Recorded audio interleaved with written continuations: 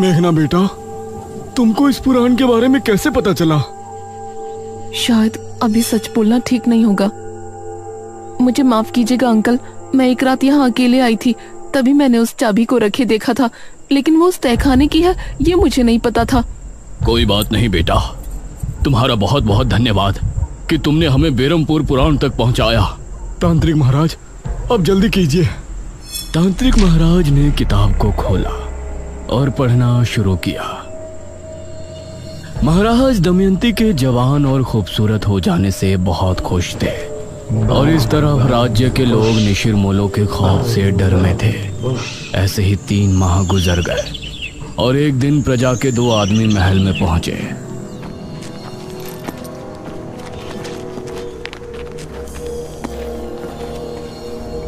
महाराज, आपके सिपाहियों ने हमारे गांव के 4 निशिरमोलों को मार दिया और उस मुर्दे को लेकर आपके पास चले आए।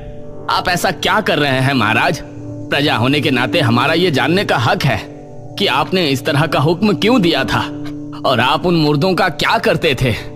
इस पर महाराज कुछ बोलते उससे पहले ही दमयंती बोली, तुम्हारी हिम्मत कैसे हुई ये सवाल महाराज से करने की? दमयंती, आप हमें बात करने दीजिए। नहीं महाराज।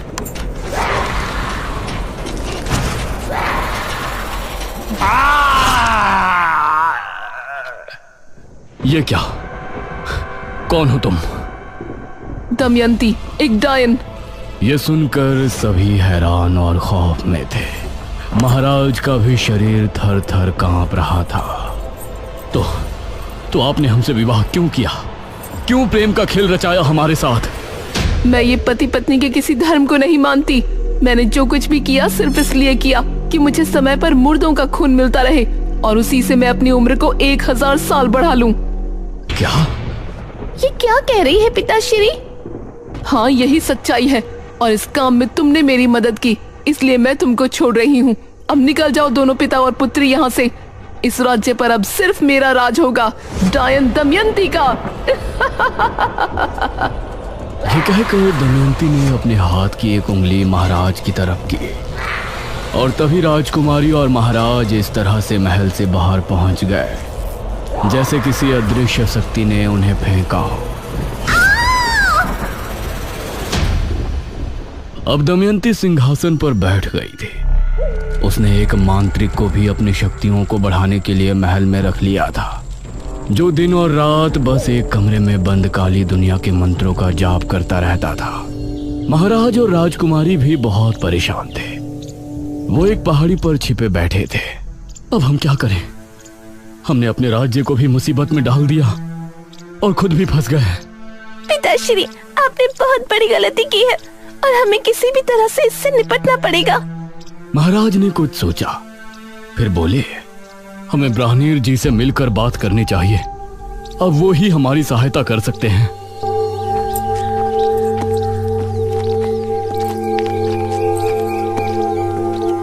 महाराज और राजकुमारी दोनों ब्राह्मण जी के पास पहुंचे और उन्हें अपनी दुविधा बताई।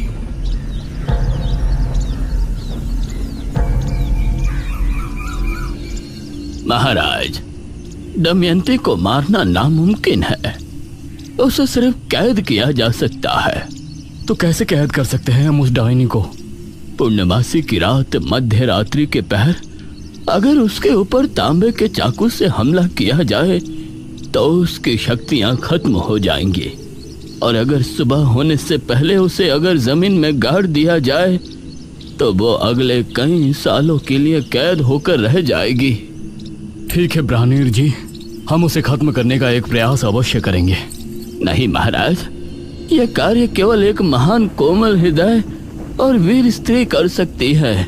एक ऐसी स्त्री जिसकी वजह से 100 से ज्यादा लोगों की जान जाने से बची हो।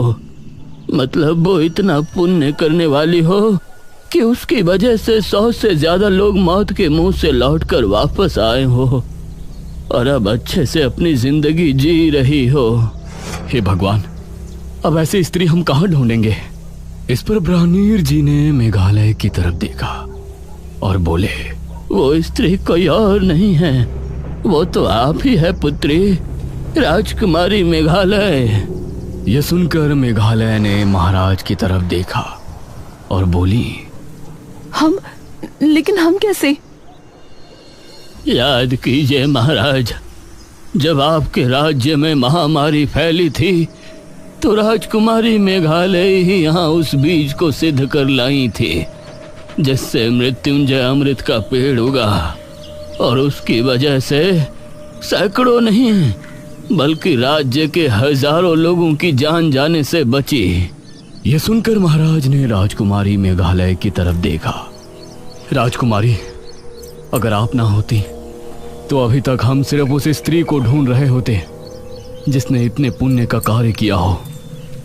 ब्राह्मीण जी, अब बताइए कि अगली पूर्णमासी कब है और उस डायन को हमें कैसे काबू करना है? दमयंती हर पूर्णमासी की रात शमशान भूमि पर बैठकर सुबह होने तक एक महामंत्र का जाप करती है। आधी रात के समय जब वो जाप में लीन होगी तो उस पर हमला करने का वही उचित समय होगा। उस पर हमला करने से पहले तुमको एक मंत्र पढ़ना होगा और बिना देर किए उस पर वार कर देना। ठीक है ब्राह्मीण जी, इस पूर्णमासी की रात दमयंती के जुल्म की आखिरी रात होगी। दमयंती बहुत खुश थी और पूरे राज्य की प्रजा पर उसका प्रकोप बरस रहा था। कोई भी उसके खिलाफ खड़े होने की हिम्मत नहीं कर सकता था। वो अपनी शक्तियां बढ़ाने के लिए हर माह कितने लोगों को अपना शिकार बनाती थी। कुछ दिन ऐसे ही गुजर गए।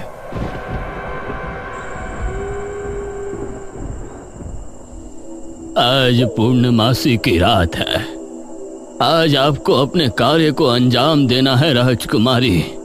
ये कहते हुए ब्राह्मणीर जी ने राजकुमारी को एक चमड़े की लपटी दी और फिर ब्राह्मणीर जी का आशीर्वाद लेकर महाराज और राजकुमारी शमशान की तरफ रवाना हुए।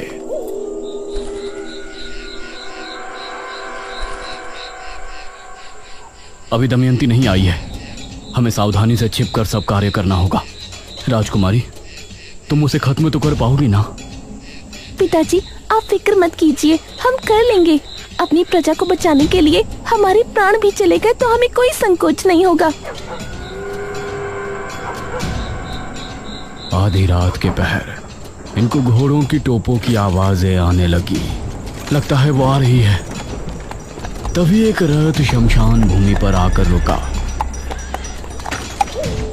और दमयंती उससे बाहर उतरी।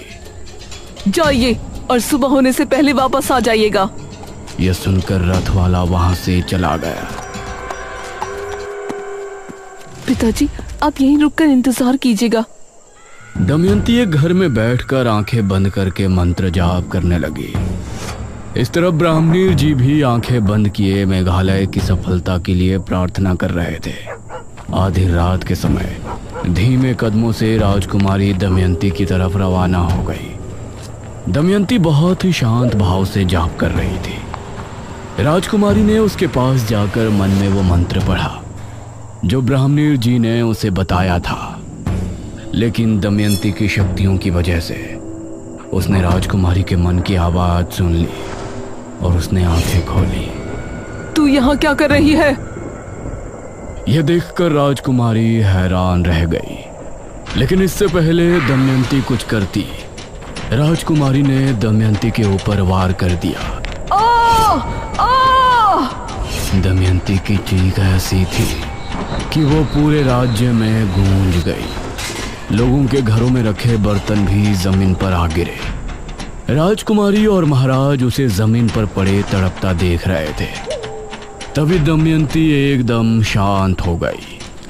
उधर महल में बंद दमयंती का पुजारी बुरी तरह चीख पुकार करने लगा। महारानी दमयंती! वो बहुत गुस्से में था, लेकिन वो महल के अंदर बंधित था, इसीलिए वो बाहर नहीं आ सकता था। अगली सुबह राज्य के किले में जश्न मनाया गया। राजकुमारी की जय हो! राजकुमारी की जय हो! राजकुमारी, हम सभी आपके बहुत बहुत आभारी हैं। हमारा जीवन धन्य है कि हमें आपके जैसी वीर और बुद्धिमती राजकुमारी मिली, जिसने अपनी जान पर खेलकर हम सभी को दमयंती के श्राप से मुक्ति दिलाई। आप सभी से हमारी सिर्फ एक प्रार्थना है, हमारे पिता से जो गलती हुई उसके लिए उन्हें माफ कर दें। प्रजा राजकुमारी से बहुत खुश थी। उन्होंने उसकी बात को फौरन स्वीकार कर लिया। ग्रामीण जी, दमयंती को किस जगह कैद किया गया है? राजकुमारी, दमयंती को राज्य की एक गुफा के अंदर कैद किया गया है। वो वहाँ से वापस तो नहीं आने वाली ना? नहीं राजकुमारी, लेकिन अगर आप उस गुफा के अंदर पहुंची तो वो जरूर जा सकती है, क्योंकि उस पर रोक आपकी वजह से लगी है। अब आपको उससे दूर ही रहना होगा। भला हम वहाँ क्यों जाएंगे? हम तो खुद उसको एक बुरे सपने की तरह भूल जाना चाहते हैं। हमारी प्रार्थना है कि अब राज्य में सब कुशल मंगल होगा। अब सभी राज्यवासी बहुत खुश थे, लेकिन वो भूल गए थे कि अभी निशिर मोलो से वो आजाद नहीं है। जब शनिवार की रात आई और गांव में अजीब सा शोर गूंजा,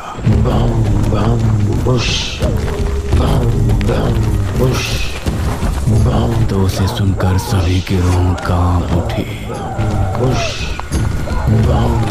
अरे, ये तो निशिर मोलो की आवाज है। निशिर मोलो आए और अपने साथ 2 आदमियों को उठाकर ले गए। अगली सुबह फिर से सभा बैठाई गई। ब्राह्मणीर जी, हम निशिर मोलो से कैसे छुटकारा पा सकते हैं? इनके विषय में तो हमने सोचा ही नहीं। महाराज, हमें ये कहते हुए बहुत दुख हो रहा है, लेकिन निशिर मोलो को रोकना दमयंती से भी ज्यादा मुश्किल कार्य है। हमें बताइए, हम अवश्य करेंगे। निशिर मोलो महाराज को एक दुष्ट राजा मानते हैं। यह सुनकर राजकुमारी के चेहरे पर परेशानी के भाव भर आए। हम उनसे बात करेंगे। निशिर मोलो के गुनहगार हम हैं, तो उनसे प्रजा को मुक्त कराना भी हमारा कर्तव्य है। नहीं पिताश्री, वो आपको देखते ही मार देंगे। ये कार्य हमें करने दीजिए आप। ठीक है पुत्री, लेकिन आप करेंगे क्या? ये सुनकर राजकुमारी के माथे पर सलवटें उभर आई। अगले शनिवार सभी लोग अपने अपने घरों में बंद थे। रात के समय वही आवाज गांव में गूंजने लगी।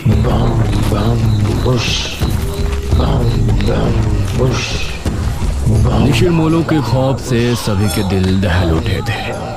वो कंधे पर ताबूत उठाए राज्य में घूम रहे थे, अपने नए शिकार की तलाश में। उन्होंने देखा कि सामने राजकुमारी खड़ी है और वो तेजी से उसकी तरफ बढ़ने लगे। वो उसके करीब पहुंचने ही वाले थे। हम है राजकुमारी मेघालय और हम अपने पिता की क्रूरता से बहुत शर्मिंदा हैं। यह सुनते ही निशिर मोलो रुक गए और उनकी निगाहें राजकुमारी पर जम गई। हम नहीं चाहते कि हमारे पिताश्री की गलती की सजा पूरी प्रजा भुगते। हम आपसे वादा करते हैं कि महाराज का मृत शरीर हम खुद आपको लाकर देंगे।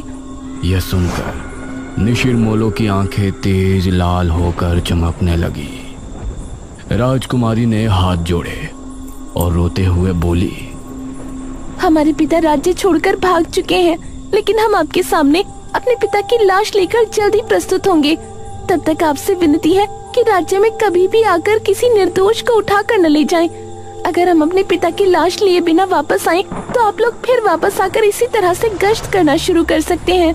तब हम भी आपको नहीं रोकेंगे, लेकिन हमें एक मौका अवश्य दें हमारे पिता को ढूंढकर आपके सामने लेकर आने का। यह सुनकर निशिर मोलो उसी समय बिना किसी को लिए कब्रिस्तान की तरफ चले गए।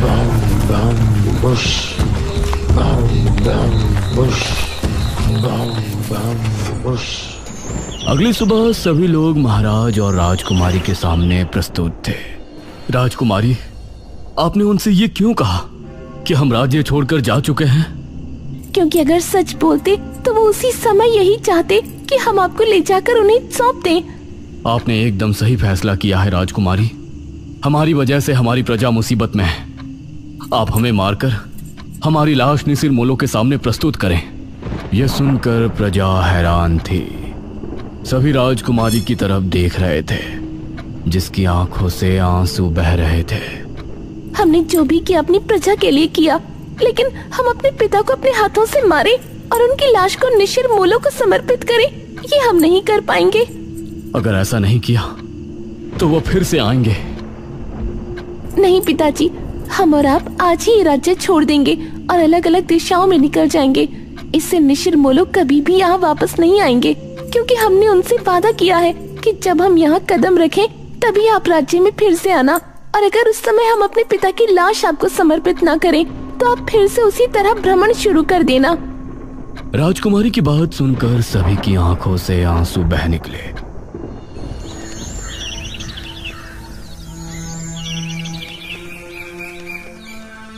उसके बाद राजकुमारी और महाराज ने उसी दिन राज्य छोड़ दिया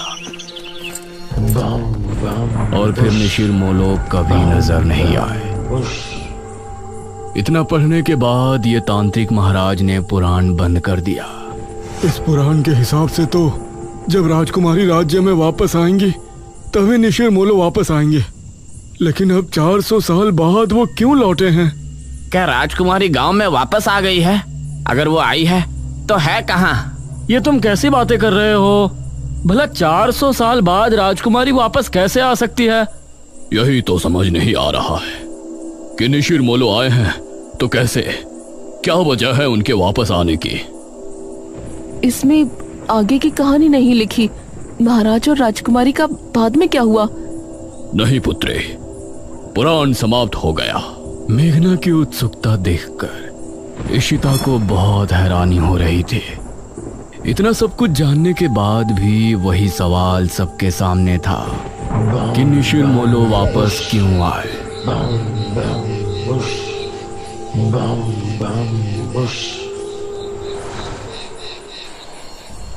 रात के समय इशिता और मेघना जब कमरे में थे तो मेघना अभी भी सोच में डूबी थी। मेघना, तेरा क्या चल रहा है यार? तू क्यों इतना गहराई में जा रही है? तभी अनुज भी कमरे में आ गया।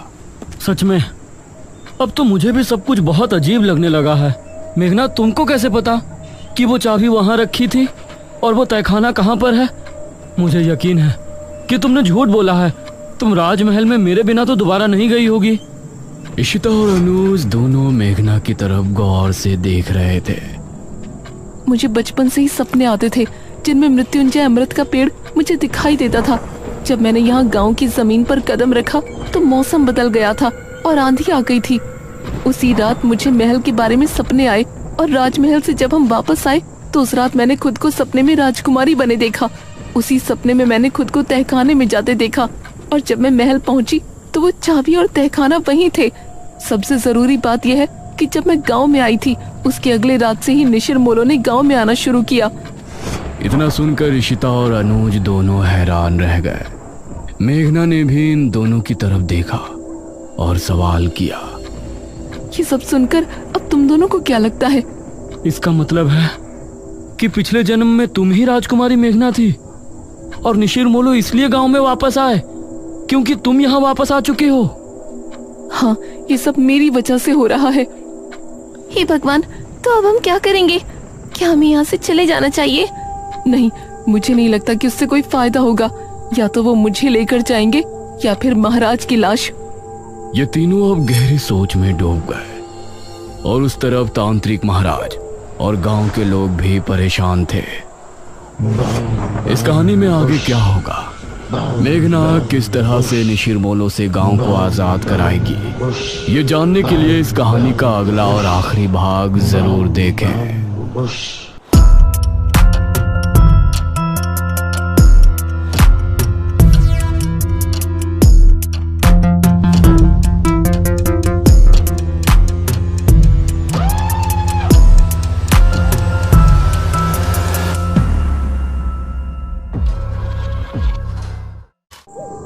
देखो, अगर हमने गांव के लोगों को ये बात बता दी कि तुम ही राजकुमारी मेघालय हो तो हो सकता है वो लोग तुम पर गुस्सा करें। हमें थोड़ी समझदारी से काम लेना होगा। लेकिन हम कर क्या सकते हैं? कैसे पता करें कि पिताजी महाराज और मेघालय का आगे क्या हुआ? रुको, हमें महाराज और राजकुमारी मेघालय के बारे में तो पता है ना। अब बेरमपुर पुराण खत्म हो गया तो जरूरी नहीं कि बात की कहानी भी इतिहास से मिट गई हो।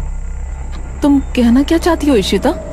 मेरा मतलब है कि हमें हिस्ट्री के प्रोफेसर नवीन से बात करनी चाहिए। उन्होंने इतिहास की हर तरह की अजीब से अजीब और पुरानी से पुरानी कथाओं घटनाओं के बारे में पढ़ने का शौक है। हो सकता है उन्होंने राजकुमारी मेघालय और महाराज विश्वजीत के बारे में भी पढ़ा हो। हाँ सही कहा, हम लोग कल ही उनसे मिलने चलते हैं। अगली सुबह ये तीनों बिना किसी को बताए गांव से निकल गए। मेघना अनुज की बराबर में बैठी थी और इशिता पीछे थी। वैसे अनुज, एक बात पूछूं? हाँ बोलो। मैं तो मेघना की बेस्ट फ्रेंड हूँ, लेकिन तुम मेघना के लिए इतना क्यों फील कर रहे हो, जो उसकी हेल्प करने के लिए हमेशा तैयार रहते हो? इस पर मेघना ने इशिता की तरफ देखा। इशिता, मैं इस टाइम बहुत सीरियस हूँ, तुम प्लीज ऐसी कोई बात मत करो। मुझे अपने ऊपर इतनी गिल्टी फील हो रही है कि मैं ही जानती हूँ। बेरमपुर से 2 घंटे का सफर तय करके ये सभी प्रोफेसर नवीन के घर पहुंचे।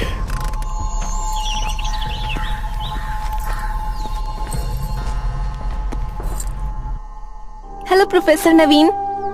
हेलो इशिता, कैसे हो? ठीक हूँ प्रोफेसर, ये मेरी फ्रेंड है मेघना और ये अनुज। कहो, कोई परेशानी? प्रोफेसर, हमें आपकी थोड़ी मदद चाहिए थी। सन 1600 में मध्य प्रदेश में राजा विश्वजीत का शासन था, जिनकी एक राजकुमारी भी थी, मेघालय। क्या आपने उनके बारे में कुछ पढ़ा है?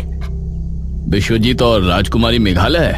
प्रोफेसर कुछ देर तक सोचे और फिर बोले, नहीं, इनके बारे में तो मैंने कभी नहीं पढ़ा। ओह नो, अब क्या करें? वैसे तुमको इनके बारे में क्या जानना है? कौन थे ये दोनों? प्रोफेसर, बेरमपुर गांव में महाराज विश्वजीत और उनकी राजकुमारी मेघालय का शासन था। उन्होंने अपने राज्य के लोगों की जान बचाने के लिए अपने राज्य को ही छोड़ दिया था, और उसके बाद उन दोनों का क्या हुआ ये किसी को पता नहीं चला। हाँ, और हमें यही जानना है कि अपने राज्य से निकलने के बाद उन दोनों का क्या हुआ। ओह, राजा विश्वजीत, याद आया, मैंने इनके बारे में रहस्यमयी घटनाओं की किताब पढ़ा है। रहस्यमयी घटना? हाँ, रुको, मैं उसे लेकर आता हूँ। प्रोफेसर ने एक किताब निकाली और कुछ पन्ने पलटने के बाद उन्होंने इशिता के सामने किताब रख दी।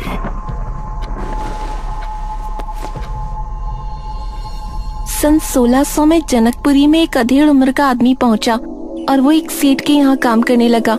सेठ ये देखकर हैरान था कि उस आदमी का चाल चलन, बोलने का तरीका, उठने बैठने, खाने पीने का अंदाज बिल्कुल राजा महाराजाओं वाला था। लेकिन पूछने पर वो बताता था कि वो एक मजदूर का बेटा है और अब अनाथ है, लेकिन इसके बावजूद किसी को उसकी बात पर भरोसा नहीं था। रात को सोते समय वो बार बार राजकुमारी मेघालय का नाम पुकारा करता था। धीरे धीरे उसकी तबीयत बहुत खराब होने लगी और उसके माथे पर हमेशा चिंता की लकीरें नजर आती थीं। कुछ ही महीनों में उसकी हालत बहुत बुरी हो गई और वो मरने के कगार पर आ गया। उसकी आखिरी ख्वाहिश भी बड़ी अजीब थी। उसने कहा कि उसे मरने के बाद उसका अंतिम संस्कार न किया जाए, बल्कि उसकी लाश को बेरमपुर गांव पहुंचा दिया जाए। लेकिन उस समय जनकपुर और बेरमपुर के बीच कहासुनी चल रही थी, इसलिए उस सेठ ने उसकी लाश को ताबूत में बंद किया और उसे जनकपुरी के जंगल की गुफा में रखवा दिया। यह सुनकर मेघना की आंखों में हल्के से अश्क नजर आए। मतलब उन्होंने मरते मरते भी अपनी प्रजा की सोची? मतलब? आपका बहुत बहुत शुक्रिया प्रोफेसर, आपकी वजह से हमारी बहुत हेल्प हुई है। You are welcome. ये तीनों प्रोफेसर से विदा लेकर वहां से निकले।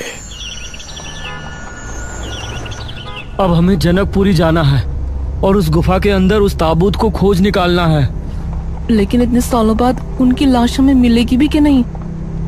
वो तो वहां जाकर ही पता चलेगा। ये तीनों अब वापस से बेरमपुर पहुंचे।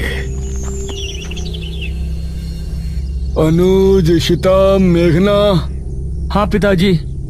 तुम तीनों कहाँ से आ रहे हो? वो पिताजी, ये सब देखने जानने के बाद हम तीनों को काफी डर लग रहा था, तो हमने सोचा थोड़ा घूम कर आते हैं। ठीक है, लेकिन अभी भी निशिर मोलो से हम आजाद नहीं हैं। रात में कोई कहीं नहीं जाएगा, ठीक है? जी पिताजी।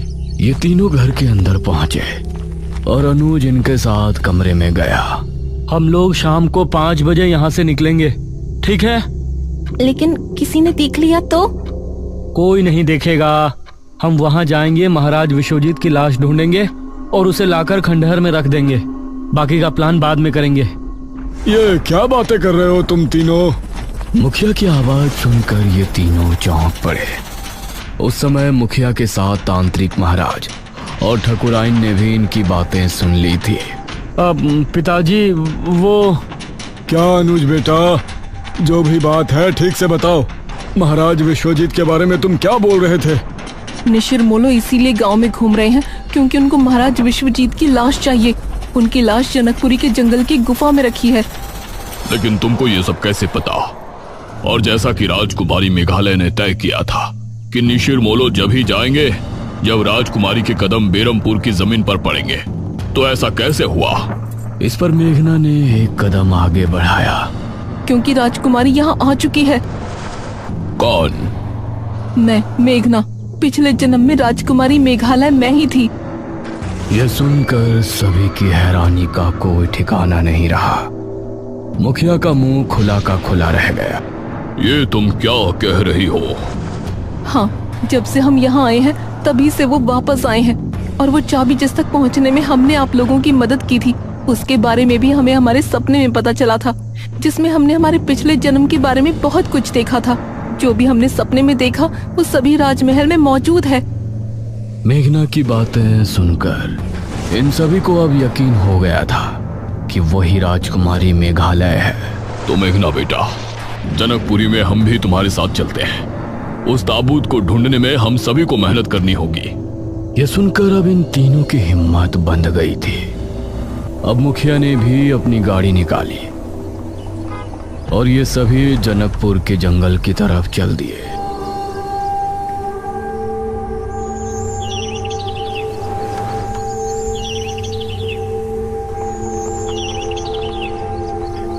वो रही गुफा।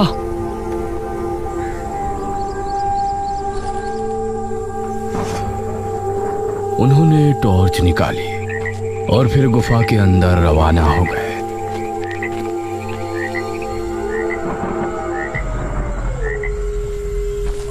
जैसे ही मेघना ने गुफा के अंदर कदम रखा तो जमीन अजीब तरह से हिली। अरे ये क्या? और काफी देर बाद जमीन का हिलना बंद हुआ। लगता है सालों से यहाँ कोई नहीं आया। ये कैसी आवाज है? गुफा में अजीब सी आवाज गूंजी, जैसे कई सारे कीड़े एक साथ रेंग रहे हैं। तभी इनको सामने से काले मकड़ों की फौज आती हुई नजर आई। अरे बचो! ये सभी इधर उधर भागे और छोटे छोटे टीलों पर चढ़ गए। वो सभी मकोड़े तेज शोर के साथ गुफा के बाहर निकल गए। हमें बहुत संभल के चलना होगा। ये फिर से एक साथ सामने की तरफ रवाना हुए।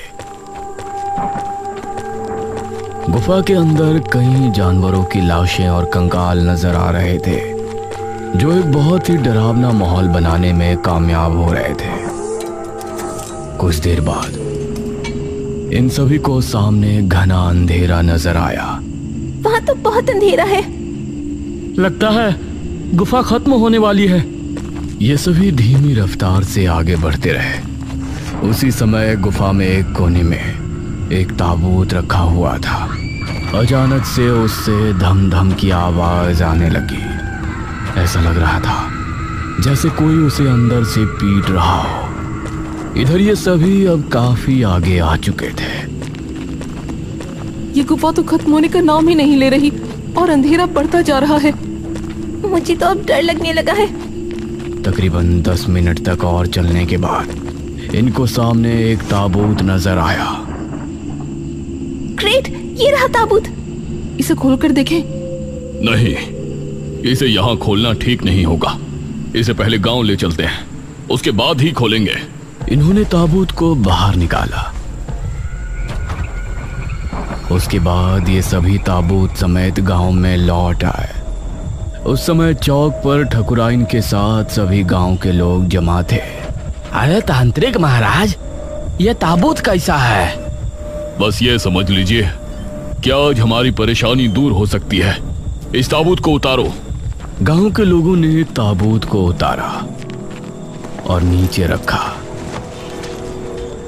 उसके बाद मेघना आगे बढ़ी और उसने ताबूत के ढक्कन पर हाथ रखा। सभी गांव के लोग ये देख हैरान थे कि शहर से आई ये लड़की ही इस ताबूत को क्यों खोल रही है। मेघना ने एक लंबी सांस भरी और फिर झट से उसे खोल दिया।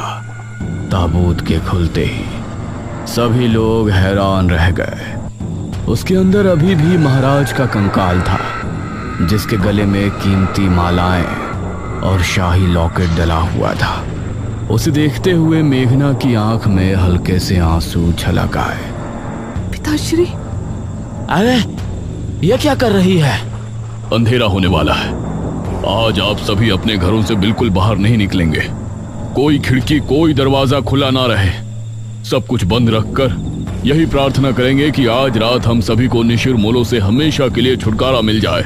सभी ने तांत्रिक महाराज की बातों को स्वीकार किया और एक एक करके सभी अपने घरों में चले गए। सभी खिड़की और दरवाजे बंद हो गए। चौक पर इस समय सिर्फ ये 6 लोग खड़े थे। अनुज मेघना को बड़ी गौर से देख रहा था। तांत्रिक महाराज, लेकिन निशिर मोलो पिताजी के शव को लेकर कहाँ जाएंगे? ये तो हमें भी नहीं पता पुत्री। अगर तुमको ये करने में दुख हो रहा है तो तुम यहाँ से जा सकती हो। हम लोग जिस तरह से 400 साल पहले जी रहे थे, फिर से वैसे ही जी लेंगे।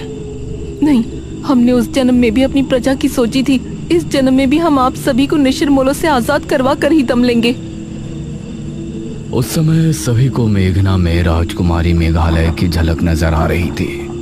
धीरे धीरे रात के 9 बज गए और गांव में निशिर मोलो की आवाज गूंजने लगी।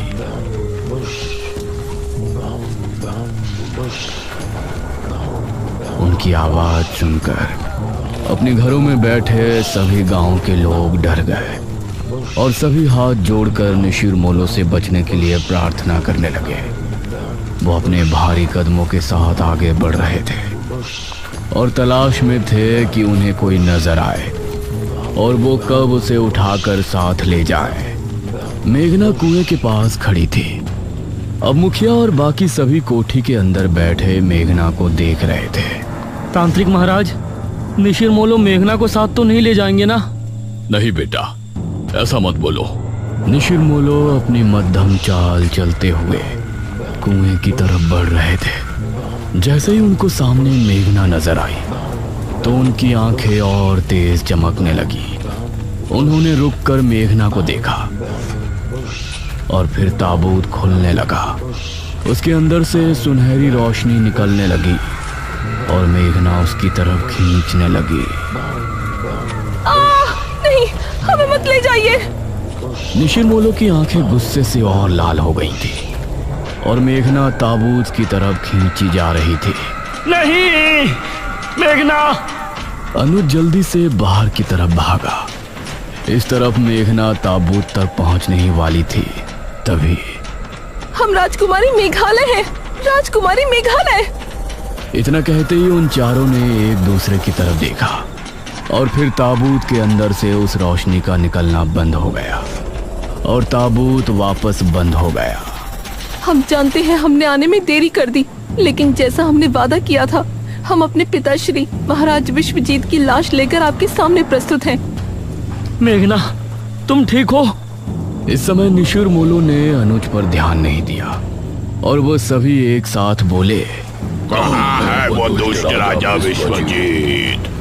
उसके इतना कहते ही मेघना और अनुज ने मिलकर सामने रखे ताबूत से कपड़ा हटा दिया और उसे खोल दिया। उसके अंदर पड़े कंकाल को देखकर निशिर मोलो जोर से हुंकार भरने लगे। वो ताबूत के पास आकर रुके। उसका ताबूत खुला और रोशनी निकली। महाराज का कंकाल उस ताबूत से निकलकर उनके ताबूत में आ गया और फिर वो चारों वही आवाज करते हुए वहां से कब्रिस्तान की तरफ चल दिए।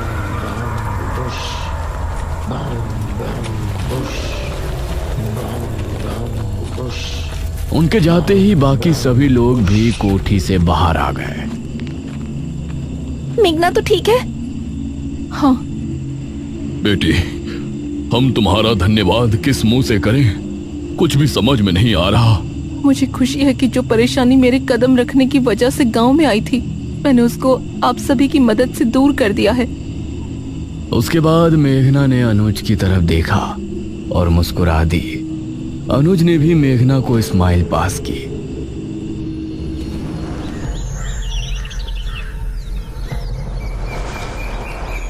अगली सुबह मेघना और इशिता गांव की सरहद पर पहुंची थी और सभी उनको छोड़ने के लिए वहां जमा थे। इशिता, मेघना, आओ बैठो। शहर जाने वाली बस 11 बजे आ जाएगी। ठीक है मुखिया जी, नमस्ते। नमस्ते अंकल एंड आंटी, हमसे कोई गलती हुई हो तो माफ कर देना। अरे नहीं बेटी, तुम दोनों तो बहुत ही अच्छी हो, मैं ही बेवजह बात बात पर भड़क रही थी। मेघना और इशिता गाड़ी में बैठी।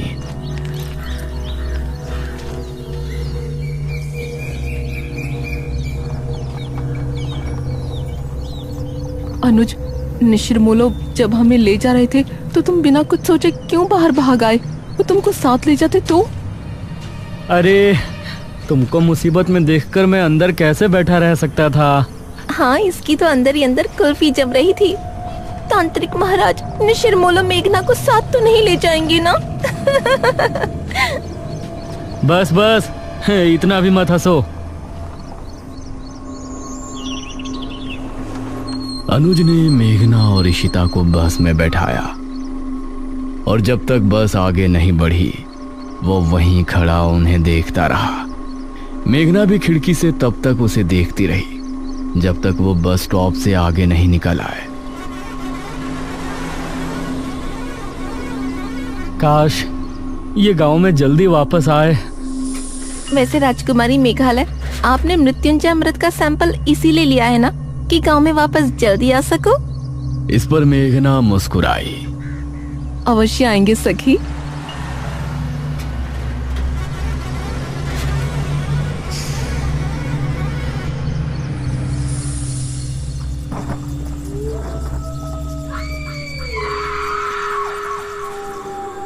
उस रात बेरमपुर गांव के लोग बहुत ही खुश थे और इस तरफ मेघना किसी सोच में डूबी थी।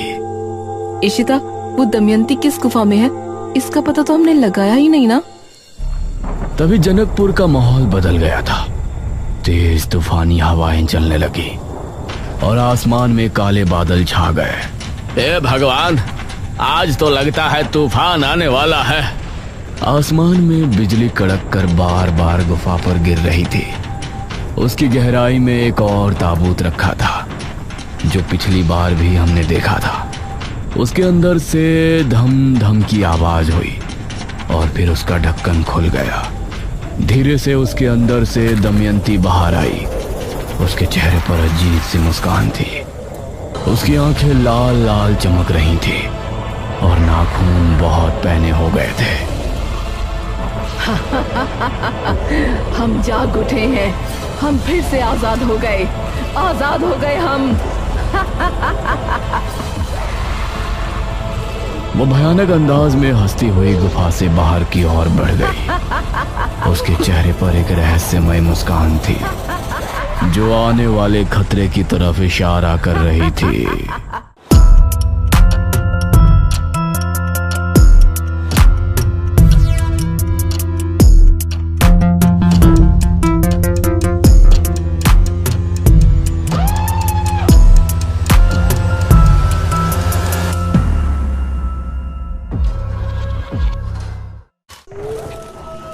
आधी रात का पहर था। चारों तरफ घना जंगल। एक लड़की डरी सहमी सी अंधेरे के बीच खड़ी थी। ये मैं कहाँ आ गई? क्या मैं सही जगह हूँ? वो इधर उधर देख रही थी लेकिन घने जंगल के अलावा कुछ भी नजर नहीं आ रहा था। तभी उसे एक आवाज सुनाई दी। यह आवाज सुनकर वो अचानक से डर गई और झाड़ियों के बीच जा छिपी। उसने देखा कि 4 आदमी कंधे पर एक ताबूत उठाए आगे बढ़ रहे हैं और उन्हें पहचानते ही वो बेहद डर गई। हे काली दुनिया की देवी, मुझे बचा लीजिए। वो चारों उस लड़की के जितना करीब आ रहे थे, उसके दिल में खौफ और भी ज्यादा बढ़ता जा रहा था। वो उस तक पहुंचने ही वाले थे, तभी अचानक उसे झटका लगा। अरे उठ दमयंती बेटी, क्या हो गया तुझे? वो नींद से जागी।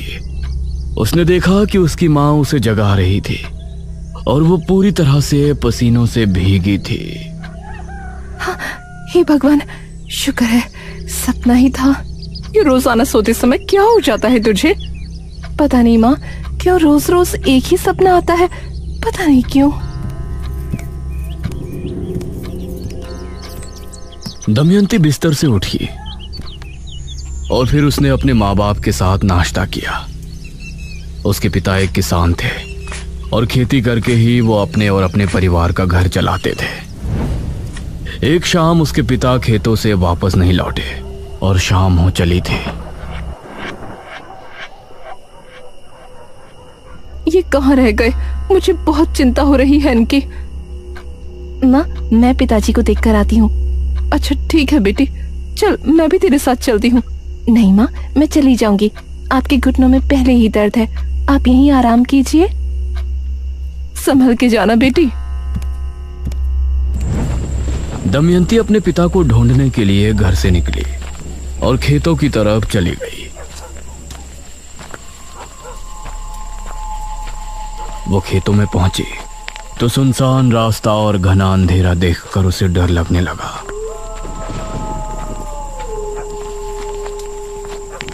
हे भगवान, रात में तो ये इलाका कितना डरावना लग रहा है।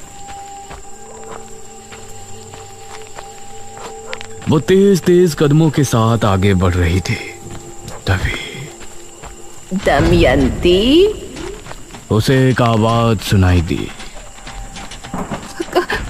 कौन कौन है? दमयंती, मेरे पास चली आओ, तुम अभी इस दुनिया के योग्य नहीं हो। ये आवाज सुनकर दमयंती बेहद डर गई। हे भगवान, मुझे ये आवाज बार बार क्यों सुनाई देती है? तभी उसे कुछ ही दूरी पर एक बड़े से पेड़ के नीचे एक आकृति दिखाई दी। कौन है? चली आओ दमयंती, तुम इस दुनिया के योग्य नहीं हो। ये देखकर उसके माथे पर पसीने आ गए और वो डरकर वापस से घर की तरफ भागी। लेकिन उसके कानों में बार बार वही आवाज आ रही थी।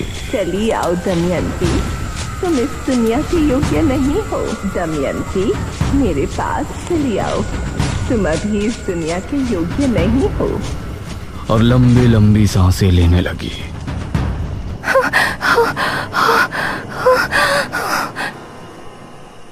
अरे दमयंती बेटा, क्या हुआ?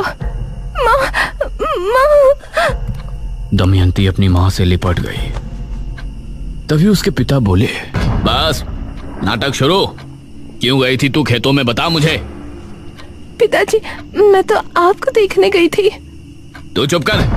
पता है मुझे, तुझे बस बाहर जाने का बहाना चाहिए। गई होगी अपने किसी प्रेमी से मिलने।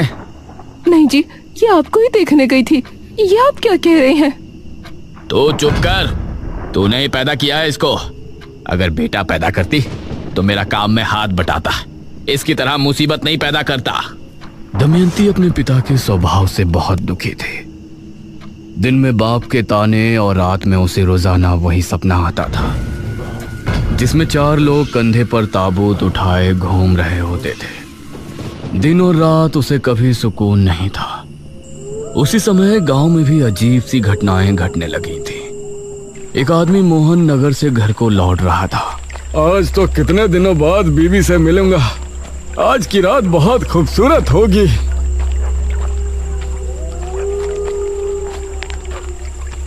नौजवान, जरा इधर देखो। यह आवाज सुनते ही मोहन ने पीछे पलट कर देखा। उसने पाया कि पीछे भड़कीले कपड़े पहने एक लड़की खड़ी है। गोरा मखमली बदन, काले घने बाल, वो कोई अप्सरा लग रही थी। उसके चेहरे पर नकाब लगा था इसके बावजूद उसकी नीली आंखें मोहन के दिल पर किसी तेज खंजर से ही गहरा हमला कर रही थी। कौन हो तुम? मेरे करीब आओ मोहन, अपनी पत्नी को भूल जाओगे। ये सुनकर मोहन के चेहरे पर मुस्कान छलक आई और वो भागकर झट से उस लड़की के गले लग गया। वो उसकी कोमल कमर पर हाथ फेर रहा था। तभी उस लड़की ने भी उसे कसकर गले लगा लिया। तभी मोहन को उसके शरीर की गर्मी महसूस हुई। तुम इतनी गर्म कैसे हो रही हो? यह कहते हुए वो उससे अलग हुआ तो अब उस लड़की की आंखें लाल चमक रही थी। ये देखकर मोहन का दिल दहल उठा और उसकी चीख जंगल में गूंज कर रह गई।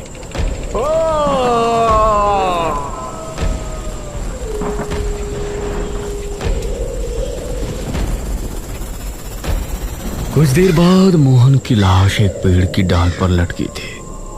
उसका शरीर पूरी तरह से पीला पड़ा था।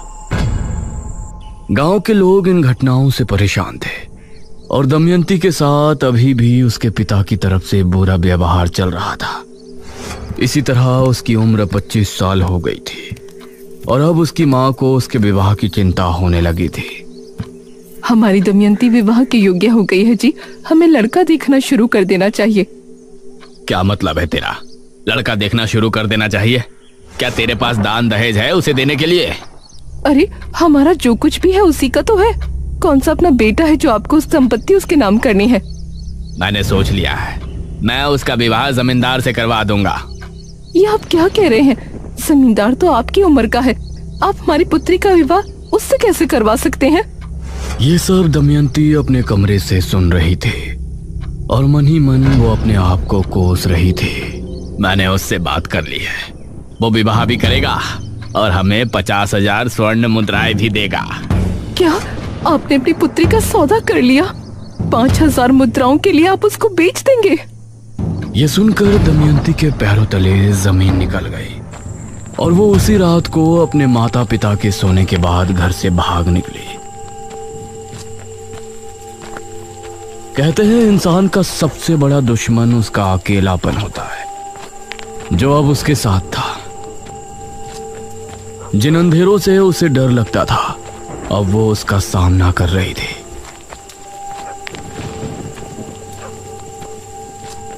वह जंगल में एक पुराने से झोपड़े में रहने लगी, लेकिन अभी भी वो आवाजें उसका पीछा नहीं छोड़ रही थी।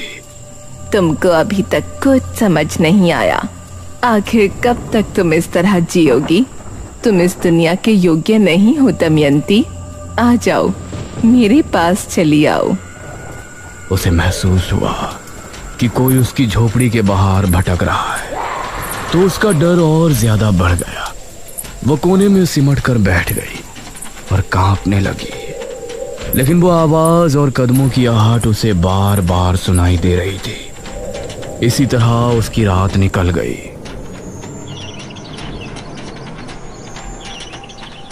मैं यहाँ नहीं रह सकती, मुझे इंसानों के बीच ही रहना होगा, वहीं मैं सुरक्षित हूँ। इसी सोच के साथ दमयंती उस समय विजयनगर के राजा भीम सिंह के यहाँ हाजिर हुई।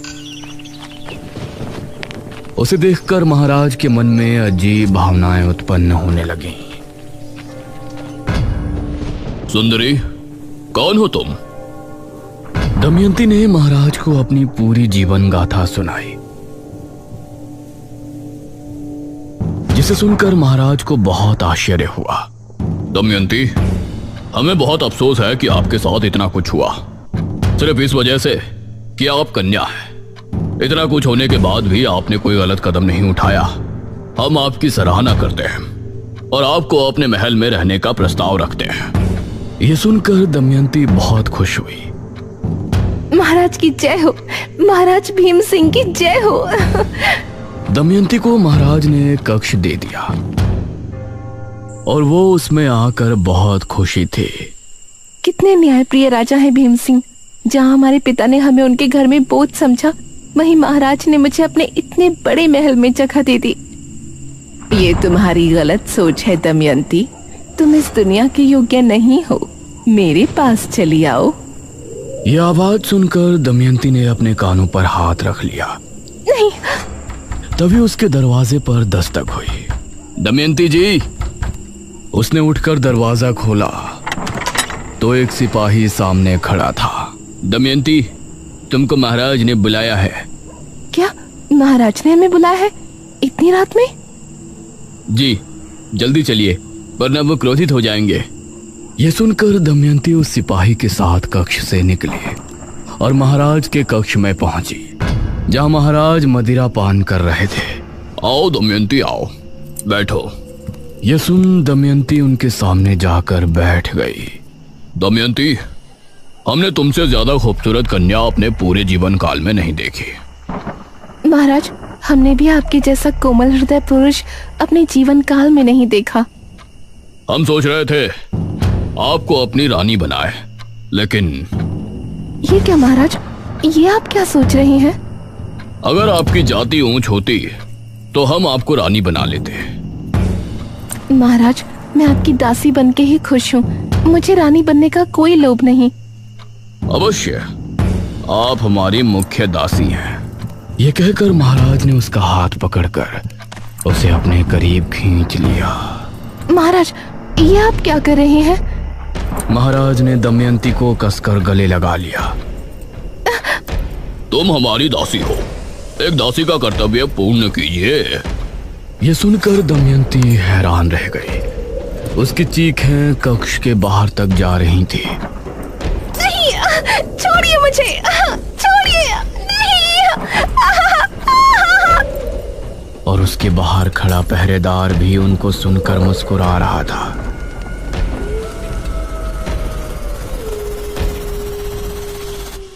आधी रात के समय महाराज को नींद आ गई, लेकिन दमयंती वहीं पड़ी रो रही थी।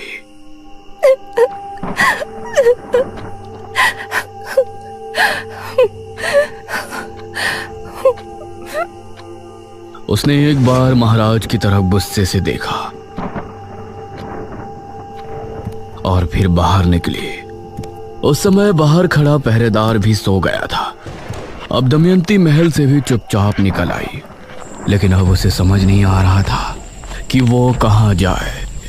वो आंसू बहाती हुई सुनसान रास्ते से आगे बढ़ रही थी। तभी उसे कुछ याद आया। सही थी तुम, मैं इस दुनिया के योग्य नहीं हूँ, कोई मुझे कुछ नहीं समझता, मुझे तुम्हारी जरूरत है।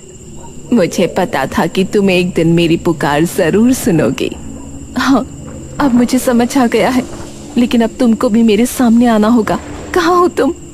जहाँ तुम हो उससे दक्षिण दिशा में कुछ कदम की दूरी पर, शमशान भूमि से 2 कोस दूर, मैं तुम्हारा इंतजार कर रही हूँ। दमयंती दक्षिण दिशा में रवाना हुई।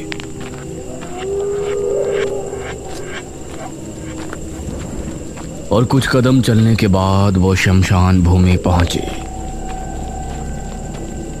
उसके बाद 2 कोस चलने के बाद वो एक जगह पहुंची जहां उसने देखा एक स्त्री कुंड के सामने बैठी है। आओ दमयंती।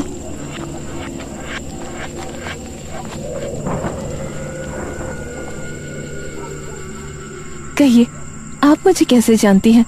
आपकी आवाज मुझ तक कैसे पहुंचती थी? वो सब मेरी शक्तियों का असर था। मैं एक सिद्ध तांत्रिका हूँ, मुझे तुम्हारी जरूरत है और तुमको मेरी।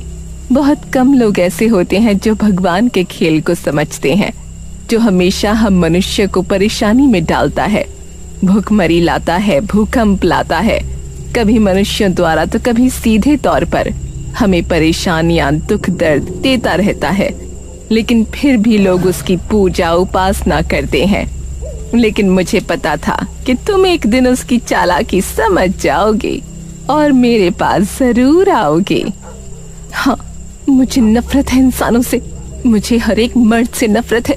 मेरे पिता मुझे बोझ समझते थे और जिस राजा ने मुझे अपने महल में पनाह दी, उसने मेरे साथ वो किया जो उसे शोभा नहीं देता। और ये सब मेरे साथ तब हुआ जब मैं भगवान को बहुत कुछ समझती थी, लेकिन अब मुझे भगवान में विश्वास नहीं है। नहीं है वो। बहुत अच्छे। लेकिन तुमको मेरी मदद करके क्या मिलेगा? तुमने मुझे ही क्यों चुना? मेरी उम्र 30 वर्ष हो गई है। अब मुझे एक महाविद्या करने के लिए एक शिष्य की जरूरत है। अगर तुम मेरी शिष्य बनकर मेरी बताई विद्या की क्रिया संपन्न करने में मेरी मदद करोगे तो तुम्हारे अंदर अपार शक्तियां आ जाएंगी और मेरी शक्तियां दोगुनी हो जाएंगी। मैं करूंगी जो आप कहेंगे, मैं सब करूंगी। ये सुनकर तांत्रिका के चेहरे पर मुस्कान झलक आई। जा, मेरी उस कुटिया में जा और जो वस्त्र वहां रखे हैं उन्हें धारण करके आ। उसके कहने पर दमयंती उसकी कुटिया में गई और कुछ देर बाद बाहर निकली। उसके द्वारा दिए गए कपड़े काफी भड़कीले थे। शैतान को खुश करना है तो ऐसे वस्त्र धारण करना स्वाभाविक है। हैरान ना हो, अपनी आंखें बंद कर लो। दमयंती ने अपनी आंखें बंद कर ली और फिर तांत्रिका ने महामंत्रों का जाप शुरू किया। वो कई बड़े बड़े मंत्रों को पढ़ती और उनके पूरा होते ही दमयंती के शरीर पर अभिमंत्रित जल डालते। सर्दी के मौसम में ठंडा पानी दमयंती के कोमल दमकते शरीर पर पड़ता तो वो सिहर उठती, लेकिन वो अपनी जगह पर आंखें बंद किए बैठी थी। इसी तरह 3 रातों तक उस तांत्रिका ने दमयंती का जल नहान किया और फिर उसने दमयंती को एक बड़ा सा पत्र दिया। इस मंत्र को याद कर लो। मंत्र बड़ा है लेकिन इसको तुम्हें पूरा याद करना है। दमयंती मंत्र को याद करने में लग गई।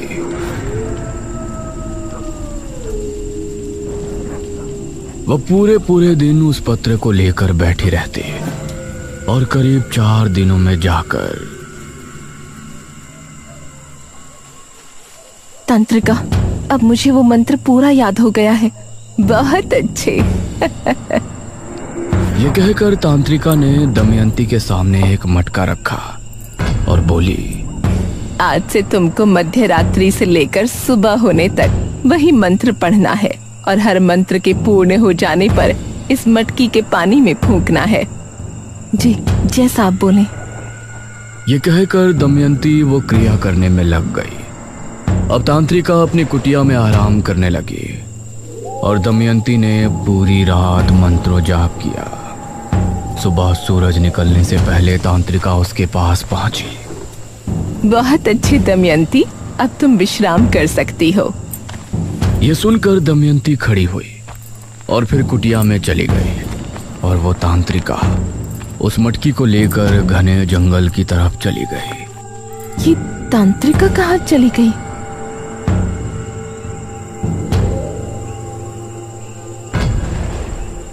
अब दमयंती इसी तरह से रोजाना मंत्रों को जाप करके मटके में फूंकती और फिर तांत्रिका उसे उठाकर जंगल की तरफ चली जाती। और ये देखकर न जाने क्यों दमयंती के दिल में सवाल उठ रहे थे। ये तांत्रिका आखिर रोजाना जाती कहाँ है? एक दिन दमयंती चुपचाप तांत्रिका के पीछे चली गई। तांत्रिका बहुत ही घने जंगल में जा रही थी। जहां जाते समय दमयंती को भी डर लग रहा था।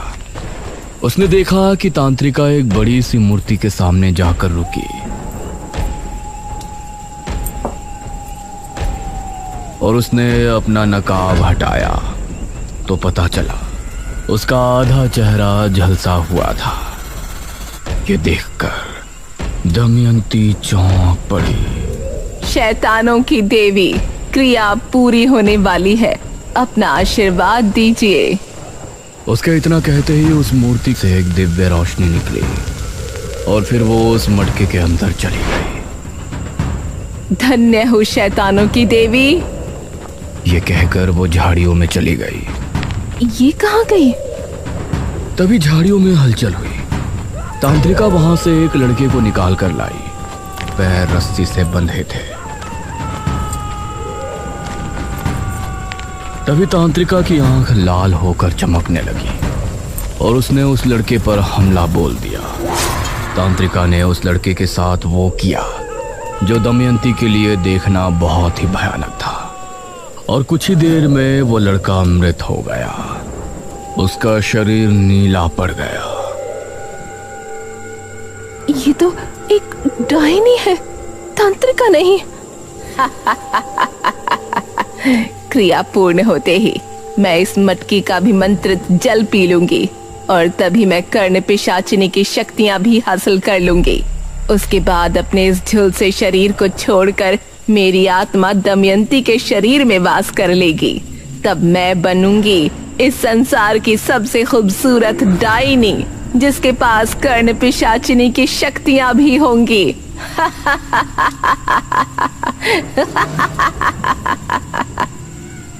ये सुनकर दमयंती के पैरों तले जमीन निकल गई। वो वहां से भागी और चुपचाप आकर अपनी जगह पर लेट गई। अब मैं क्या करूं? ये सिर्फ मेरा इस्तेमाल कर रही है। ये मुझसे क्रिया करवा रही है जिससे ये किसी कर्ण पिशाचिनी की शक्तियां हासिल कर लेगी और मेरे शरीर में वास कर लेगी। इसका मतलब मैं मर जाऊंगी। दमयंती को अब बहुत ही बुरा लग रहा था, लेकिन इस बार उसने इस मुसीबत से निकलने का एक हल खोज लिया था।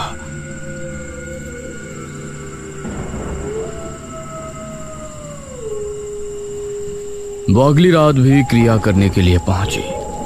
आज की क्रिया पूर्ण होते ही तुम्हारे अंदर अपार शक्तियां आ जाएंगी और मुझे हासिल होंगी कर्ण पिशाचिनी की शक्तियां। आज की रात भी उतनी ही लगन से क्रिया करना दमयंती।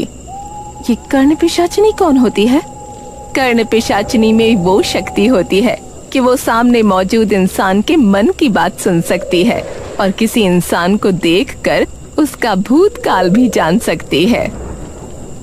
यह सुनकर दमयंती ने कुछ सोचा और फिर क्रिया करने बैठ गई, जो कि आखिरी रात थी। आज रात तांत्रिका को भी नींद नहीं आ रही थी।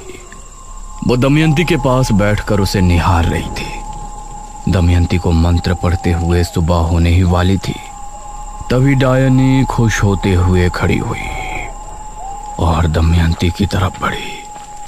वो उस मटकी को उठाने ही वाली थी कि तभी दमयंती ने अपने कमर बंद में छिपा खंजर निकाला और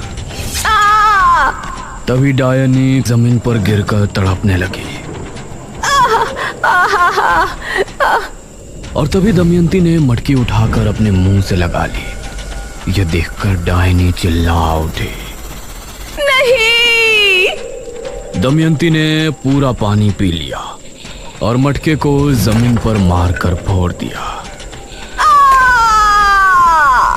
डायनी एक तेज चीख के साथ राख बनकर खत्म हो गई। दमयंती अभी उसे देख ही रही थी कि तभी तेज हवा चली और तूफान आ गया।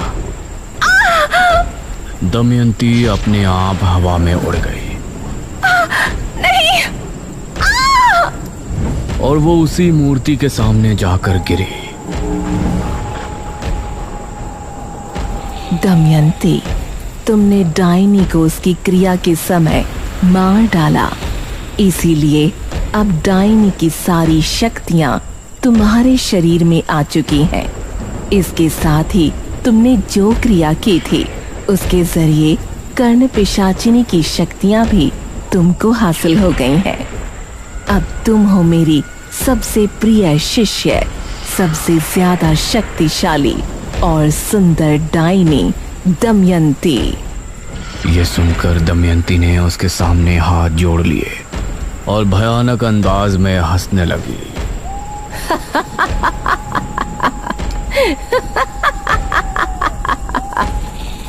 दमयंती के साथ आगे क्या होगा और उसका निशिरमोलो के साथ क्या संबंध है, ये जानने के लिए बने रहिए ताबूत के अगले भाग में भी।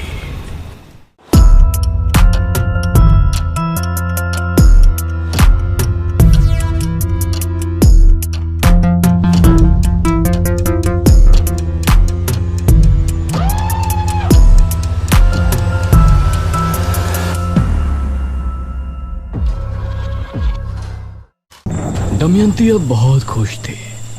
अब मेरे अंदर डायनी की शक्तियां भी हैं और कर्ण पिशाचिनी की भी। इसका मतलब अब मैं सबसे ज्यादा शक्तिशाली हूँ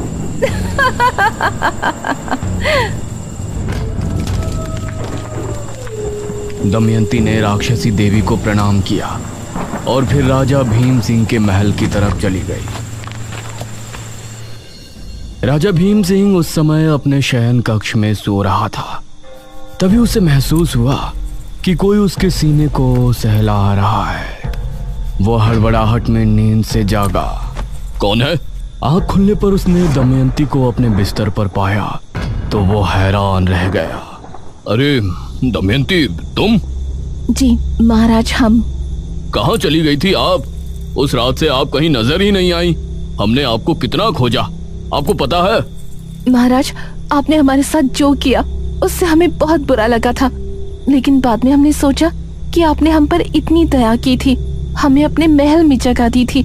आपके एहसानों के बदले तो हमें जीवन भर आपकी सेवा करने में ही गुजार देना चाहिए। यह सुनकर राजा खुश हो गया। ऐसा नहीं है दमयंती, आप बस हर रात हमारा अकेलापन दूर कीजिए, यही हमारे लिए काफी है। क्यों नहीं महाराज? ये कहकर दमयंती महाराज पर झपटी।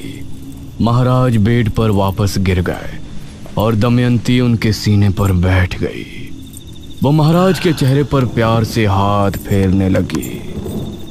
महाराज भी उसकी कमर पर हाथ फेर रहे थे और अपनी आंखें बंद करके उसके कोमल जिस्म का स्पर्श महसूस कर रहे थे। तभी दमयंती की आंखें लाल लाल चमक उठी। उसके नाखून लंबे होकर राजा के सीने में चुभने लगे। भीम सिंह ने जैसे ही आंखें खोली तो दमयंती का नया रूप देखकर वो हैरान रह गया। हटिए, कौन है आप? हम वही हैं महाराज, जिनको आप सदैव अपनी दासी बनाकर रखना चाहते हैं। करीब आइए ना। दमयंती ने अपना तेज पंजा राजा के सीने पर ऐसा चलाया कि अगले ही पल भीम सिंह का दिल दमयंती के हाथ में था।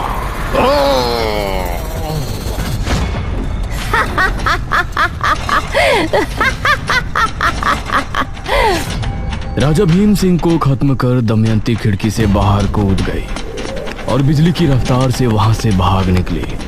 वो अब बहुत खुश थी। उसके बाद वो सीधा अपने माँ बाप के पास पहुंची।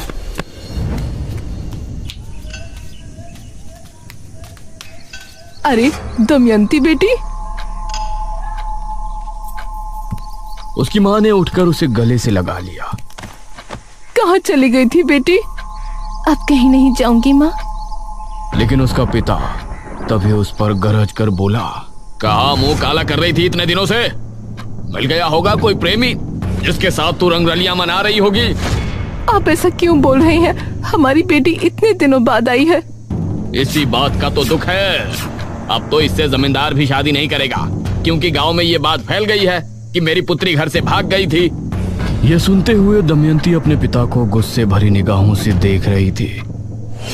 वही जमींदार ना पिताजी, जिसको आप अपनी इस पुत्री को 50,000 मुद्राओं में बेचने वाले थे? ये सुनकर दमयंती का पिता हैरान रह गया। अगर हम भागते नहीं तो अभी तक आप हमें बेच चुके होते। उसे विवाह नहीं, बेच फरोख कहते हैं पिताजी। ये सुनकर उसका पिता दांत भींचते हुए अपने कमरे में चला गया। माँ, मुझे भूख लगी है, खाना लगाओ। दमयंती की माँ ने उसके लिए खाना लगाया और दमयंती ने खाना शुरू किया। लेकिन काफी खाने के बाद भी उसकी भूख मिट नहीं रही थी। माँ, और दो ना, भूख लगी है। बेटी, तुम 8 रोटी खा चुकी हो, अभी तक तुम्हारी भूख शांत नहीं हुई। ये सुनकर दमयंती को भी बहुत अजीब लगा, क्योंकि इस बात पर उसने भी ध्यान नहीं दिया था। कोई बात नहीं बेटी, मैं अभी बनाती हूँ, रुक। दमयंती की माँ ने उसके लिए 4 रोटियां और डाली, लेकिन उन्हें खाने के बाद भी दमयंती की भूख शांत नहीं हो रही थी। ठीक है माँ, मैं सोने जा रही हूँ।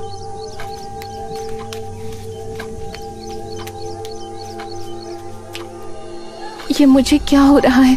इतना खाने के बाद भी भला मैं भूखा क्यों महसूस कर रही हूँ?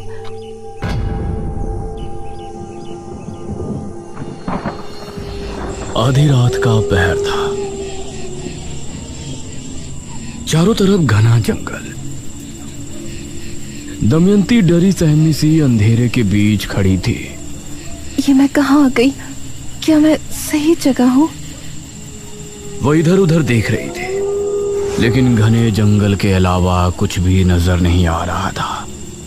तभी उसे एक आवाज सुनाई दी। यह आवाज सुनकर वो अचानक से डर गई और झाड़ियों के बीच जा छिपी। उसने देखा कि 4 आदमी कंधे पर एक ताबूत उठाए आगे बढ़ रहे हैं और उन्हें पहचानते ही वो बेहद डर गई। हे काली दुनिया की देवी, मुझे बचा लीजिए। वो चारों दमयंती के जितना करीब आ रहे थे, उसके दिल में खौफ और भी ज्यादा बढ़ता जा रहा था। वो उस तक पहुंचने ही वाले थे, तभी अचानक उसे झटका लगा। उसने पाया कि वो जमीन पर पड़ी है, क्योंकि वो तभी खाट से नीचे गिरी थी। ये भी स्वप्न था? इतना कुछ हो गया जिंदगी में, लेकिन ये स्वप्न अभी भी वहीं का वहीं है।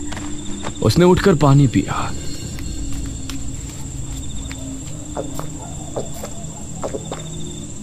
लेकिन उसकी प्यास और ज्यादा बढ़ गई। ये क्या हो रहा है मुझे? उसके शरीर में सिहरन होने लगी थी और उसकी आंखें अपने आप ही लाल होने लगी थी। वो उसी समय जंगल की तरफ भाग निकली।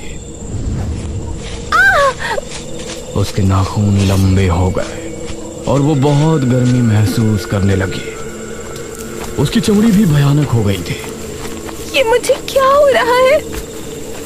तभी उसे एक अक्स दिखाई दिया, जो कि तांत्रिका का था।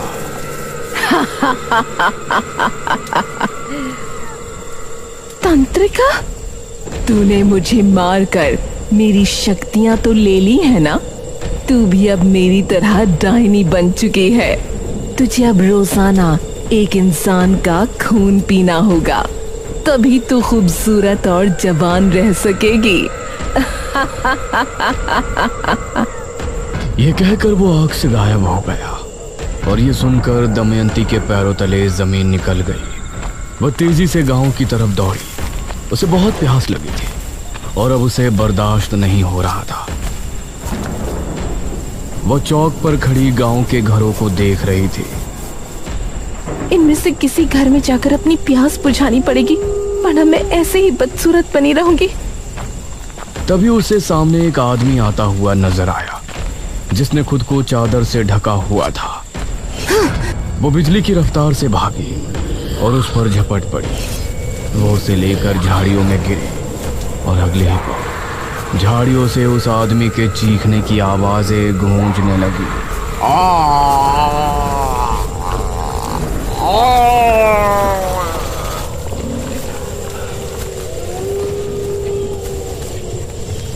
काफी देर बाद दमयंती उस आदमी से अलग हुई।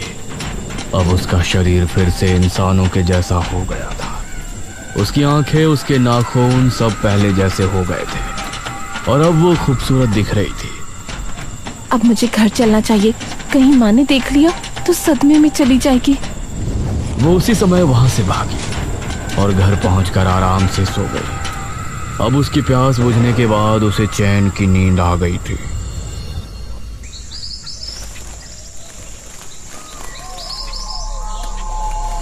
अगली सुबह घर में अजीब सा मातम सुनकर उसकी आंख खुली।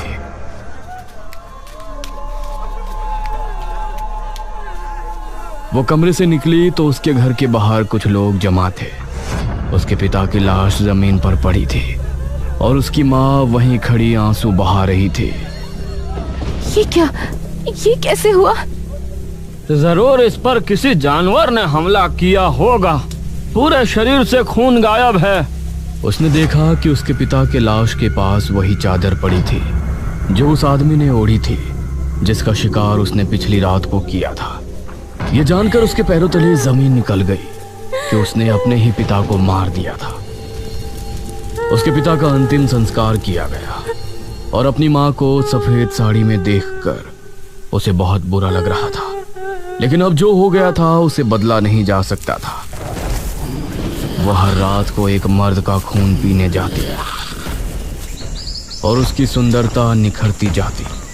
जो भी लड़का उसे पसंद करता वो उसी को अपना शिकार बनाती, क्योंकि उसको मर्द के नाम से ही नफरत हो गई थी।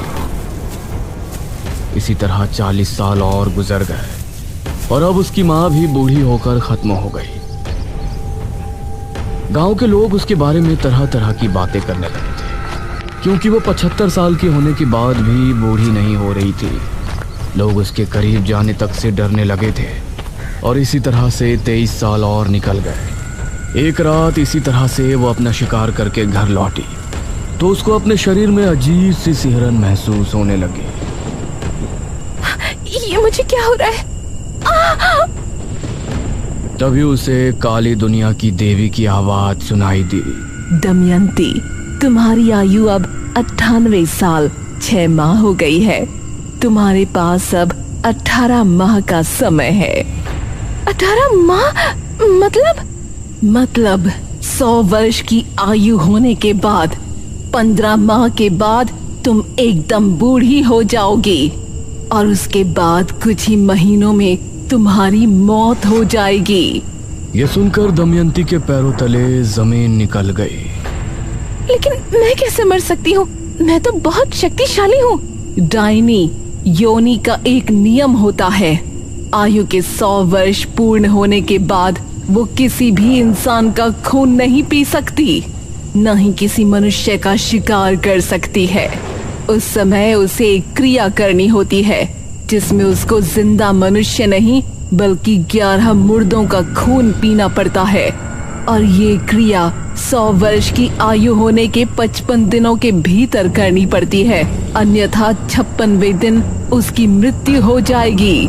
लेकिन जब मैं किसी मनुष्य को मार ही नहीं सकती और जिंदा मनुष्य का खून पी नहीं सकती तो इस क्रिया को करूंगी कैसे? वो तुमको करना है।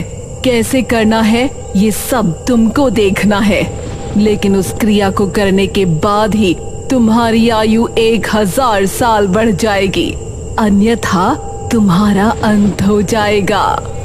ये सुनकर दमयंती को कुछ भी समझ नहीं आया कि वो आगे क्या करे। इस तरह बेरमपुर में राजा विश्वजीत के प्रजाजन महामारी से जूझ रहे थे। महाराज, नगर में फैली महामारी अब और बढ़ चुकी है। अब इससे नहीं निपटा गया तो राज्य पूरी तरह से तबाह बर्बाद हो जाएगा। इस महामारी से निपटने का बंदोबस्त हम अवश्य करेंगे मंत्री जी। उसी समय एक आदमी वहां पहुंचा। महाराज की जय हो। जी, कौन है आप? महाराज, हम आपके पड़ोसी राज्य बल्लभगढ़ के राजा इंद्रसेन के दूत हैं। उन्होंने आपको शीघ्र ही मिलने बुलाया है। उनका कहना है कि आपके राज्य पर जो संकट आया है उससे निपटने में वो आपकी सहायता करना चाहते हैं। पिताश्री, हमें नहीं लगता कि वो हमारी इस महामारी से निपटने में कोई सहायता कर सकते हैं। हमें स्वयं ही कुछ करना पड़ेगा। समस्या गंभीर है राजकुमारी, हमें एक बार अवश्य ही उनसे मिलना चाहिए। हम आज रात ही उनके राज्य के लिए निकलते हैं। ठीक है पिताश्री, इस महामारी का जो भी हल निकले आप शीघ्र ही वापस आने की कोशिश करें, क्योंकि अगर आप इस बीमारी का इलाज नहीं ढूंढ पाए तो हमें ही कुछ करना होगा। अवश्य राजकुमारी। उसके बाद महाराज विश्वजीत सेनापति के साथ महल से निकले थे और फिर रास्ते में उनको एक सुंदर कन्या मिली, जो कोई और नहीं बल्कि दमयंती ही थी।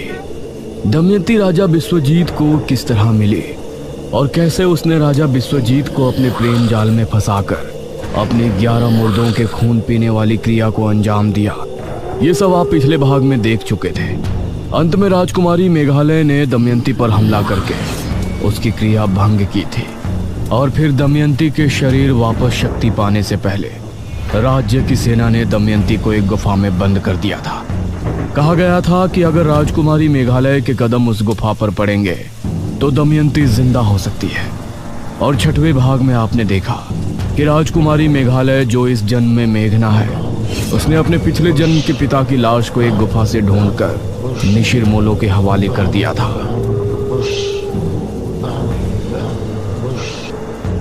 और फिर अपने शहर वापस आ गई थी। लेकिन भाग के अंत में हमने देखा था कि दमयंती एक ताबूत से बाहर आ गई है जो कि उसी गुफा में रखा था। वो कैसे वापस आई और अब आगे क्या करने वाली है, ये सब जानने के लिए आइए देखते हैं आगे की कहानी। तभी जनकपुर का माहौल बदल गया था। तेज तूफानी हवाएं चलने लगी और आसमान में काले बादल छा गए। हे भगवान, आज तो लगता है तूफान आने वाला है। आसमान में बिजली कड़क कर बार बार गुफा पर गिर रही थी। उसकी गहराई में एक और ताबूत रखा था जो पिछली बार भी हमने देखा था। उसके अंदर से धम धम की आवाज हुई और फिर उसका ढक्कन खुल गया। धीरे से उसके अंदर से दमयंती बाहर आई। उसके चेहरे पर अजीब सी मुस्कान थी। उसकी आंखें लाल लाल चमक रही थी और नाखून बहुत पहने हो गए थे। हम जाग उठे हैं, हम फिर से आजाद हो गए, आजाद हो गए हम।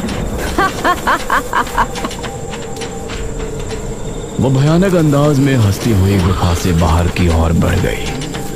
उसके चेहरे पर एक रहस्यमय मुस्कान थी जो आने वाले खतरे की तरफ इशारा कर रही थी। वो तालाब के किनारे पहुंची तो उसे पानी में उसका अक्स नजर आया। उसने पाया कि वो बूढ़ी दिख रही है। अरे ये क्या, मैं बूढ़ी कैसे हो सकती हूँ? मेरी आयु तो 1000 साल हो गई थी। तभी उसे तांत्रिका की आवाज सुनाई दी। घबरा नहीं, पहले के जैसे अब तुझ में कमजोरी नहीं आएगी। लेकिन मैं बूढ़ी क्यों हो गई? इस तरफ मेघना इशिता से बात कर रही थी। इशिता, वो दमयंती किस गुफा में है? इसका पता तो हमने लगाया ही नहीं ना। अरे यार, हम उस गांव में गए थे मृत्युंजय अमृत का सैंपल लाने। उसके बाद तो वहाँ की राजकुमारी निकली। निशिर मोलो से हमारा सामना हुआ और आखिर में तूने उन्हें महाराज की लाश देकर हमेशा के लिए वापस भेज दिया। अब इस चैप्टर को क्लोज करना यार। उस दमयंती का क्या हुआ? तू इस बारे में क्यों सोच रही है? नहीं, हमें उसके बारे में पता होना चाहिए ना। ओ बहन, तू अब काम पर ध्यान दे। दमयंती तब तक जिंदा नहीं होगी जब तक तू उस गुफा में कदम नहीं रखेगी जिस गुफा में उसे रखवाया गया था।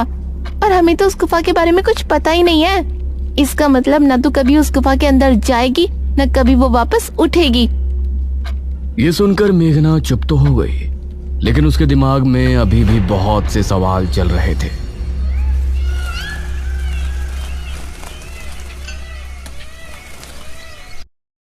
वहीं बेरमपुर में अनुज अपने घर पर बैठा हुआ था। अरे खाना खाएगा या नहीं? कब से इसी सोफे पर चिपक के बैठा है? माँ, मुझे भूख नहीं लग रही है। जब लगेगी तो खा लूंगा ना। आप खा लो। अब उन्हें कैसे बताऊं कि मुझे मेघना की याद आ रही है। इससे अच्छा तो निशिर मोलो कभी इस गांव से जाते ही नहीं। मेघना यहाँ मेरे साथ तो रहती।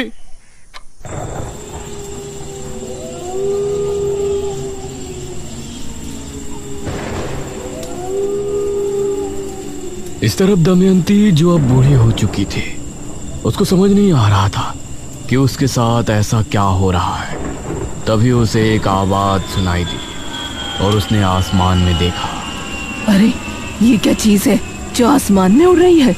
ये तो कोई विमान लगता है। उसने आंखें बंद की तो उसे विमान में बैठे हुए लोगों की आवाजें सुनाई दी। अरे इस विमान में मनुष्य बैठे हैं। मतलब इस युग में मनुष्य हवा में उड़कर यात्रा करते हैं। ये संसार इतना आगे निकल गया है। ऐसे में कितने सालों बाद उठी हूँ। कहीं मेरे 1000 वर्ष पूरे तो नहीं हो गए। तभी उसे जोरों की प्यास लगने लगी। बहुत प्यास लगी है। कोई शिकार ढूंढना पड़ेगा। वो अब गांव की तरफ बढ़ गई। जनकपुरी में सभी गांव के लोग अपने अपने घरों में घुस गए थे। इस तरह का तूफान तो जनकपुरी में कभी नहीं आया। इतनी तेज हवा, कहीं घर की छत छप्पर ना उड़ जाए। जहां सभी गांव के लोग घरों में घुस चुके थे, वहीं कोई था जो कि अभी भी गलियों में भटक रहा था। बड़े दिनों के बाद चोरी करने का प्लान बना था। इस कमबख्त तूफान ने सब खराब कर दिया। अब तो घरों में सभी लोग जाग रहे होंगे, चोरी भी नहीं कर पाऊंगा। तभी उसे सामने से दमयंती आती हुई नजर आई। अरे ये बूढ़ी कौन है? वो आदमी कुछ कदम बढ़ाकर दमयंती के पास पहुंचा। दमयंती उसको ऊपर से नीचे तक देखने लगी। इसने कितने विचित्र वस्त्र पहने हैं, शायद इस जमाने के लोग यही पहनते हैं। अरे अम्मा, इतने तूफान में कहाँ जा रही हो? घर चली जाओ। इसको सुनसान जगह ले जाकर इसी का शिकार कर लेती हूँ। बेटा, मैं अपने घर ही जा रही थी, अपनी पुत्री से भेंट करके आ रही हूँ। भेंट करके? वो क्या होता है? अब मतलब मिलकर आ रही हूँ बेटा, लेकिन अब चला नहीं जा रहा। कोई बात नहीं अम्मा जी, आओ, मैं आपको घर छोड़ देता हूँ। आइए, मेरी पीठ पर चढ़ जाइए। उस आदमी ने दमयंती को अपनी पीठ पर बैठा लिया और आगे बढ़ गया।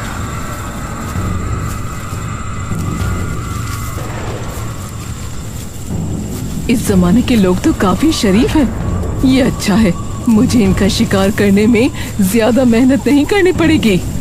तभी वो आदमी मन में सोचने लगा, इस बुढ़िया के घर में कोई नहीं रहता होगा, तभी तो अकेली आ रही है। अब इसके घर जाऊंगा और फिर इसे मौत के घाट उतारकर इसका सारा धन लूट कर रफू चक्कर हो जाऊंगा। उस आदमी के मन की बात दमयंती ने सुन ली और उसे गुस्सा आ गया। उसने अपने हाथों को उसकी गर्दन पर जकड़ लिया। अरे अम्मा, क्या कर रही हैं? तेरा ये दुस्साहस, तू मुझे मौत के घाट उतारने की सोच रहा है? ये सुनकर उस आदमी को बहुत हैरानी हुई। दमयंती ने पूरी ताकत से उसका गला घोंट दिया। वो जमीन पर गिरकर खुद को छुड़ाने की कोशिश करने लगा।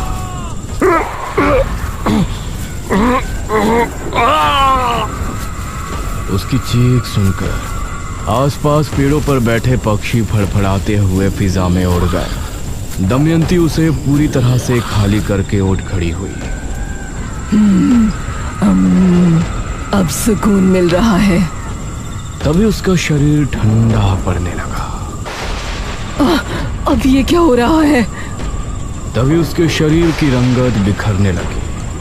उसके बाल भी काले घने हो गए। देखते ही देखते वो पूरी तरह से जवान और खूबसूरत हो गई। उसने अपने चेहरे पर हाथ फेरा तो अपनी खूबसूरती को वापस पाकर उसे बहुत खुशी हुई। मतलब मैं बूढ़ी सिर्फ इस वजह से हुई थी कि मैंने पिछले कई वर्षों से खून नहीं पिया था। इसका मतलब मेरी जिंदगी के 1000 वर्ष पूरे नहीं हुए। अब मैं राजकुमारी मेघालय से अपने साथ हुई सभी धोखेबाजी का बदला लूंगी। मार दूंगी उसको चारों तरफ से, मार दूंगी उसको चारों तरफ, तबाही मचा दूंगी। दमयंती आगे क्या करने वाली है? वो अचानक कैसे आजाद हो गई? क्या अब मेघना की जिंदगी में खतरा और ज्यादा बढ़ गया है? अनुज मेघना को पसंद करने लगा है।